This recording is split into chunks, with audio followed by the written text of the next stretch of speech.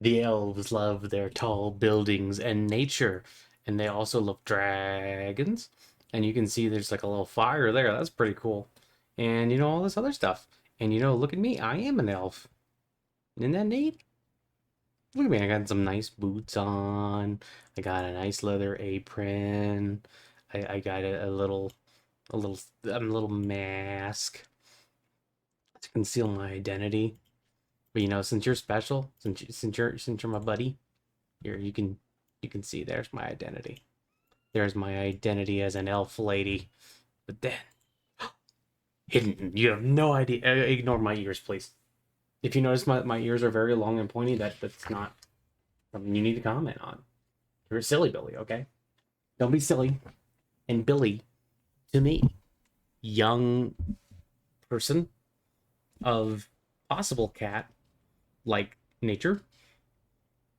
Anyway, so I'm running around today. I decided to play a different character. I've been doing a lot of Yamina.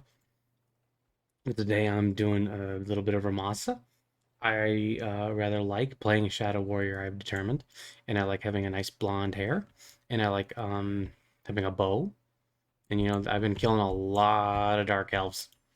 Like I was just kind of killing a lot of dark elves. See, 105 so far. We'll see if that keeps up. Oh, that's some epic combat right there.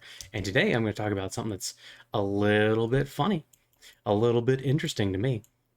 I'm going to talk about interspecies romance in Warhammer Fantasy and Warhammer Age of Sigmar. And you may be saying, Cat, what the heck does that mean? Does that mean like somebody who loves their horse? Well, I mean, I suppose it could technically mean that, but that's not really what I'm talking about here today. I'm talking about how there are actually um, interspecies people, as in like an elf and a human, and sometimes dwarves and other peoples, and mostly elves and other people I've noticed. Um, and how they are actually a thing in Warhammer, and you might not expect that, considering the way that elves and other peoples are generally described in this setting. They're generally described as being, very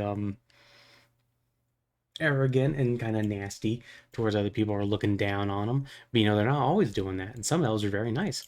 Like Ramasa, she's very nice. If you needed some coins, she would give you some coins. She would be like, "Oh, you need some coins? Here's some coins." And then if you were like, "Oh, hey, someone's trying to assassinate me," she would run up on them and be like, and then she would take care of them. And then after that, she would give you some tea. Because we like tea, don't we?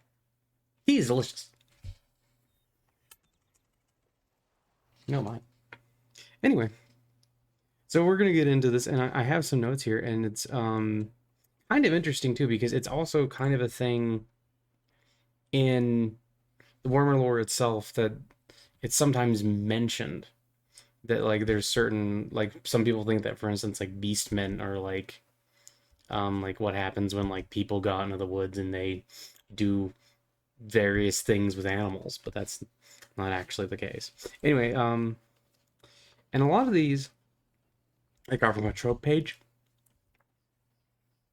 which I thought was interesting, but it actually has a really good collection of things here. And some of them I thought were pretty interesting. For instance, early on in Warhammer, let me just see what in the first edition had half orcs in it as well as a race called Fimir, who were sterile, who were consisted of sterile spellcasting females and fertile males, and thusly kidnapped human women to propagate themselves. So, first edition of Warhammer roleplay was a little bit, you know what I mean, a little bit like, oh man, you shouldn't be. Why are you writing so much um badness with penis into your setting? I think that's kind of weird, don't you? I mean, I think that's weird, but maybe that's just me. Um,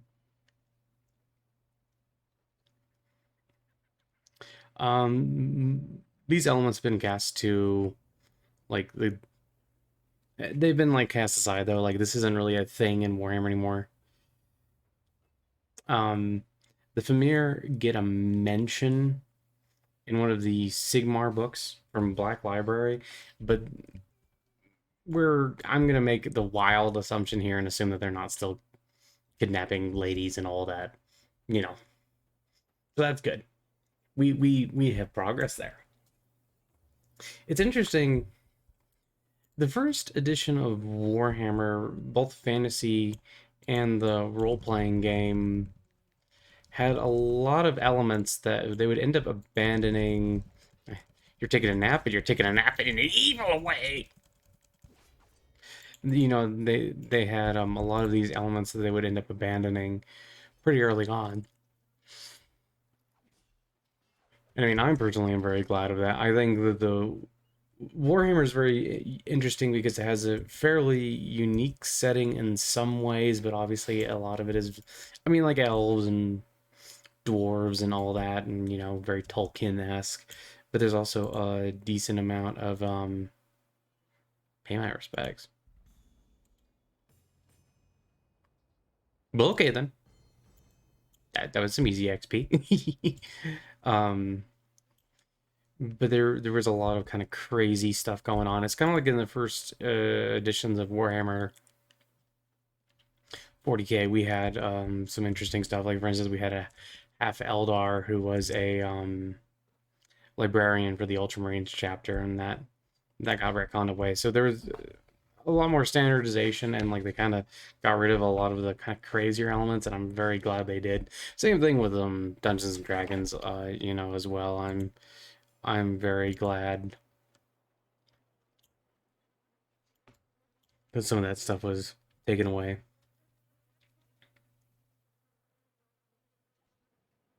There's also like the whole thing, like I said, with the Beastmen, where uh, some people think that basically that like Beastmen were like born of a beast and a human, but actually they're just mutated by chaos. So you know, uh, something that if I do find kind of interesting as I was looking into this is that a lot of it is very specifically elves and humans. Not really much else. Which I mean, makes at least some sense. I mean, anatomically, like an elf does look very similar to a human. I mean, I guess you could do some stuff with dwarves, and obviously there are people who, hey man, if you like them dwarves, that's understandable. I get you. You can like whatever you want, but I think the connection of humans and elves is much easier to make for people, maybe. But as an example, and a lot of this kind of occurs within like the Warhammer role playing games more than the tabletop. Because I mean, the tabletop is a war game, so it's much more concerned with like stabbing each other and not stabbing each other in a loving kind of way, but stabbing each other with swords, and that's not a euphemism in this case. Um, an example here I have in my notes is the roleplay book "Sold Down the River" has a side story about a high elf. Um, Imarana, I think is how you say it, and a human, Adelbart Hinchlin, who are levelers with particularly bigoted parents, and you can kind of choose how their story ends, and like depending on the actions of the players, or maybe the DM will just choose how their story ends, and I think that's sweet. I'll get into my feelings more about this after I list a few more examples. In the same book, the Wood Elf Tracus Trancas co-owns a business with a human ex-sergeant Morgaine Wasser, and it is noted offhand that they are both best friends and lovers. Also notes that for the Wood Elf male, I just wouldn't call him a man because he's not a human. The Elven male. Apparently, often gets uh, human women propositioning him, but it implies that it says this thing isn't unthinkable in the first place, as this article notes, and that's very interesting to me. Um, uh, and we also have a whole thing where in the second edition roleplay books we have like Hugo Dorshield. He was one of the few humans that Wood Elves trusted, which made him their go-between for trade in Bretonia. And He, a Wolf Woman and him became lovers. A xenophobic baron then forbade consorting between elves and humans, implying that it hadn't often enough that he had to make a law against it, which led to the death of Dorshield's lover, after which he took up a vengeance crusade against the Baron alongside some Wood Elf friends.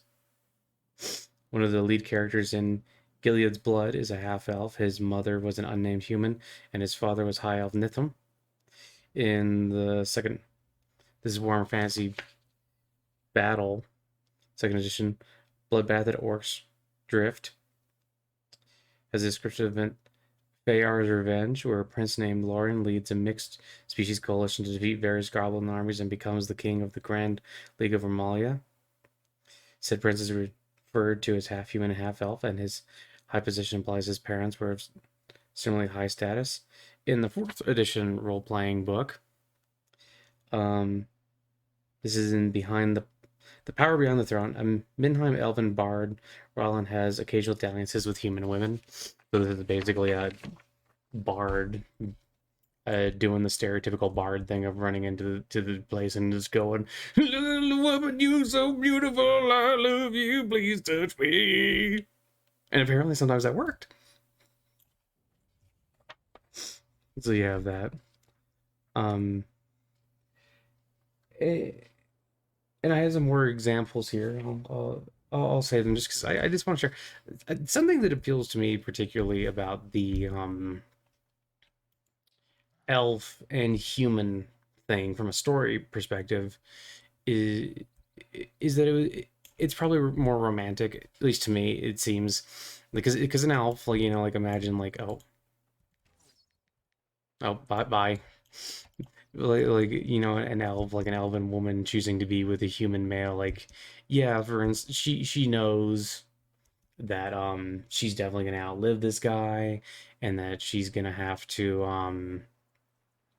watch him grow old and die and things like that. But in my mind, the way I always think about it, it's like, well, it'll maybe she loves them, like an elf can love a human enough to ignore that and be willing to put up with the pain because they love this person enough that they want to spend time with them and be close to them and all these other things. And I personally think that's very beautiful, very lovely. I like it a lot. I like that idea a lot.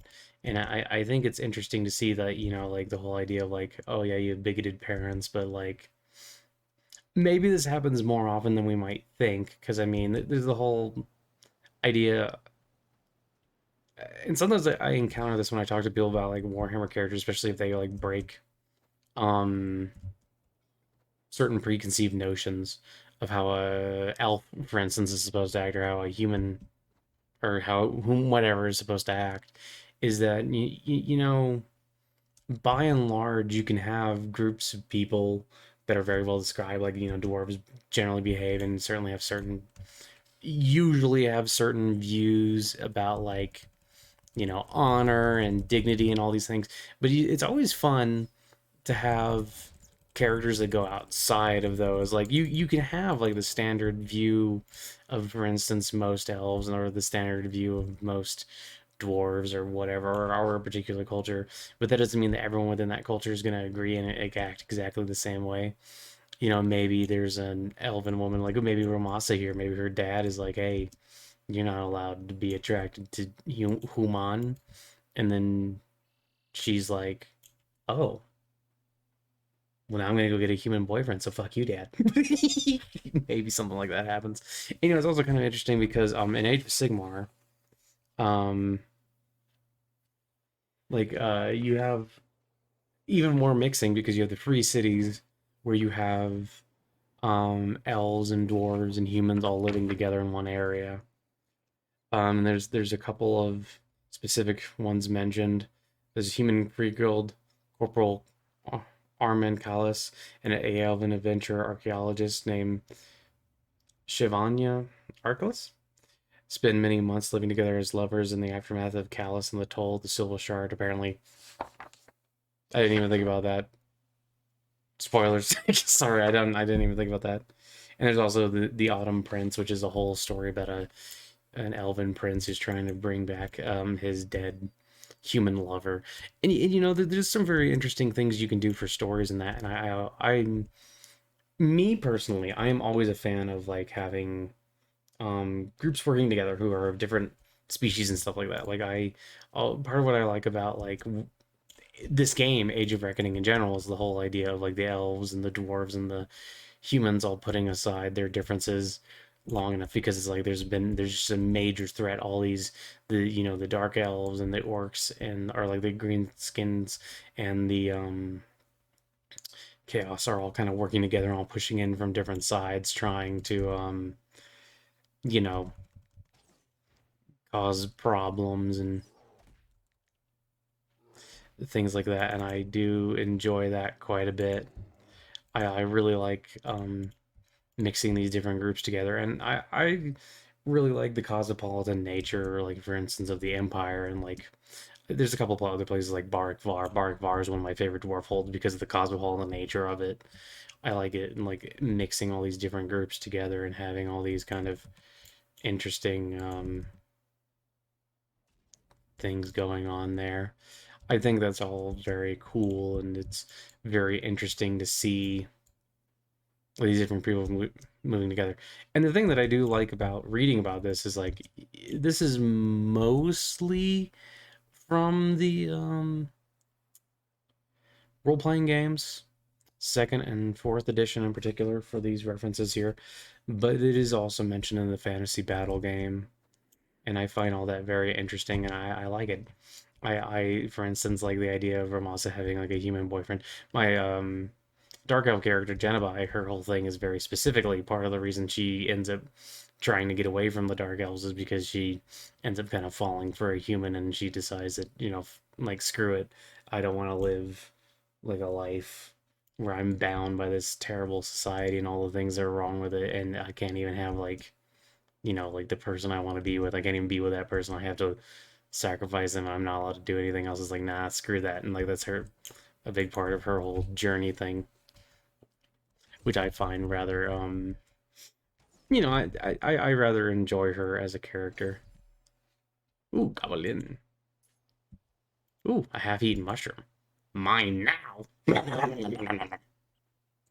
But yeah, I find this very interesting. I I was looking around to see if I saw any examples of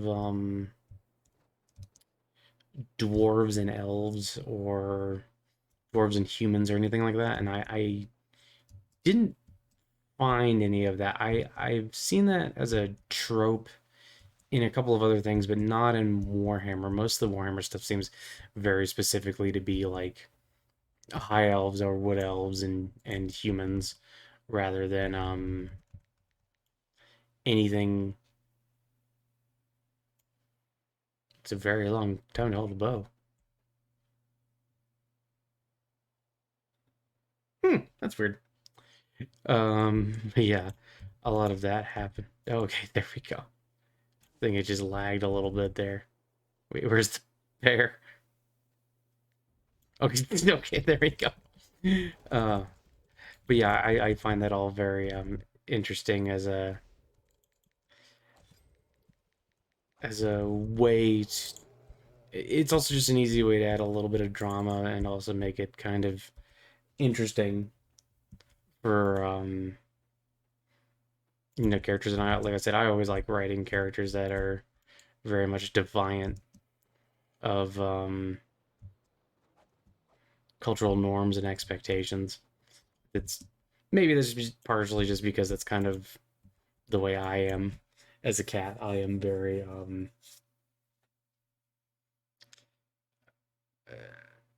I like to observe society. I like to observe people. And I like to, oh, yep, I think we lost connection. Indeed, we did. That's unfortunate. But, like I like to observe this kind of thing and see like where it goes and all that other stuff, and I guess it makes me have a sort of affinity for like people who are pushing bounds and outside of society. But yeah, I don't know. I just thought all that was kind of interesting. I just figured I would share that with you guys. I mean, but yeah, there is. So despite what certain people I've talked to have said, there is definitely a there's definitely certain interspecies romances. It seems like I said, mostly between elves and humans. That doesn't mean that's the only way it has to be. Although I'm trying to think of, it's not really too many other options outside of that in Warhammer. I guess if you really wanted to try and kiss a big strong dragon lady, I'm not opposed to that. I suppose. There you go. That's the next fiction you should write. Anyway, I hope you all have a wonderful day, and I hope you enjoyed this little insight, or this little exploration into a lesser considered element of Warhammer Fantasy, and I guess Age of Sigmar. And yeah, I hope you all just have a wonderful day, and hopefully I can regain connection here soon. Okay, bye bye.